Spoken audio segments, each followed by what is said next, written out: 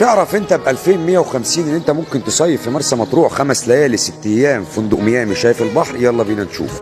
ده شكل الفندق من بره، ده الريسبشن. اول ما بنوصل بنستريح على ما بنتسكن. شكل الغرفه بتاعتنا من الداخل دي عباره عن غرفه دبل، سريرين، تلفزيون، ثلاجه. الفيو بتاعنا ايه بقى؟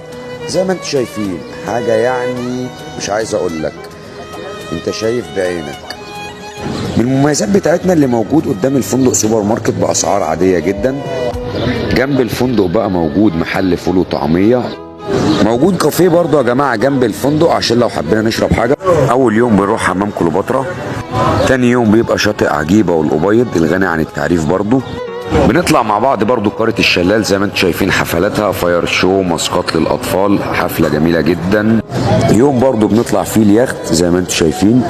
السعر يشمل 5 ليالي 6 ايام بالنقل ذهاب وعوده والوجبات فطار وغدا، غير طبعا الانتقالات الداخليه بتاعتنا للشواطئ. انتوا عارفين ان احنا بنروح شاطئ عجيبه وشاطئ الابيض، حمام كليوباترا، شاطئ كليوباترا، شاطئ رومل، سوق ليبيا، شارع اسكندريه. كل ده يا جماعه موجود معانا في الباكج. يلا مستني ايه؟ احجز غرفتك من دلوقتي.